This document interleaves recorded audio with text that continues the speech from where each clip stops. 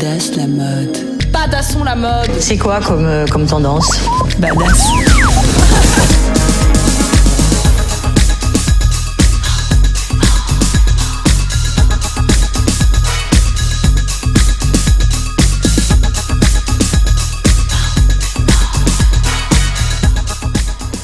Je voulais juste ton retour sur les 3 jours.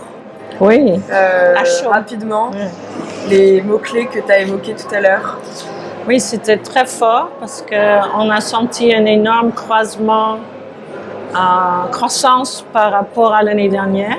Il y a au moins 4 fois plus de monde, jusqu'à une audience de 200-250 personnes. Donc ça nous réjouit qu'il y a une audience plus vaste, plus intéressante, plus internationale. On a eu beaucoup de speakers du monde entier, des États-Unis, d'Angleterre, de l'Europe, de l'Inde, etc. Et on a pu constater qu'il y a donc un vrai démarrage d'un nouveau système de mode, que c'est plus du tout un rêve, mais qu'il y a déjà des gens qui font un chiffre assez colossal avec, qu'il y a donc vraiment une vraie réalité économique. C'était assez porté justement sur la réalité, sur le vêtement, sur le produit, donc c'était très concret. Mais il y avait aussi le rêve, il y a aussi la philosophie de ce qu'on peut devenir. Et le mot-clé vraiment était valeur.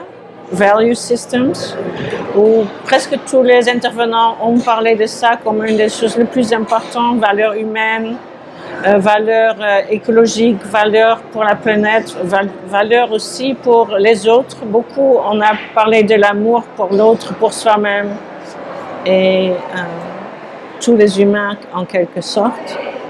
Il y avait beaucoup de joie aussi dans tout ça. Les gens veulent avoir de l'humour, veulent s'amuser, veulent travailler avec un peu moins de panique peut-être. Comme si on voulait déculpabiliser. Comme ça, complètement. Moi aussi, tu sais, on souffre tellement dans les métiers de mode. Je pense qu'on a plus du tout envie de souffrir comme c'était fait. Donc on fait un peu moins pour ne pas justement faire ça. On parlait de temps aussi. Oui. Merci, parce que je voyais que tu cherchais. Oui, merci. Le temps était aussi évoqué par tout le monde, avec une vraie envie, vraiment partout, de ralentir le temps. Je pense que tout le monde a le ras-le-bol de courir comme ça, et qu'on a besoin de méditation, qu'on a besoin de yoga, qu'on a besoin de dormir, qu'on veut marcher, qu'on veut danser. Et donc, le ralentissement du temps, c'était très présent, surtout dans les chaînes de production.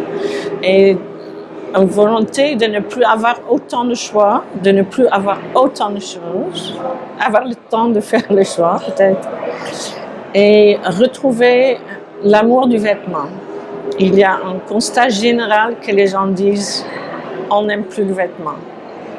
On n'en a plus envie, on a un dégoût de toute cette chaîne continue de nouveautés qui n'en sont pas. Et donc, je pense que le temps est très important là-dedans. Et ce qui était marrant, c'est que dans plusieurs discours, les gens ont évoqué leurs grands-parents.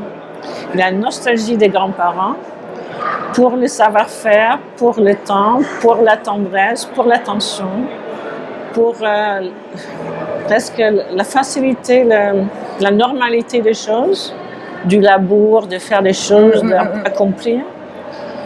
Et donc, en tout, on peut être très, très heureuse. Je pense que c'était un très grand succès. Et ça va faire, je pense, encore un chemin. Et on a aussi vraiment dit qu'on ne veut en aucun cas devenir quelque chose d'organisé. Ça restera une plateforme ouverte, une fois par an. C'est plutôt un mouvement spontané qui s'est regroupé, et voilà. Et ça commence avec la mode, c'est le prisme qu'on utilise. Écoute, l'anti-fashion est à la mode maintenant. L'anti-fashion est à la mode. Ok, merci beaucoup. Et un dernier mot? Une dernière question? Non. Ça va. Maintenant, on va aller manger. Oui, c'est ça, on a faim. Merci, Elie.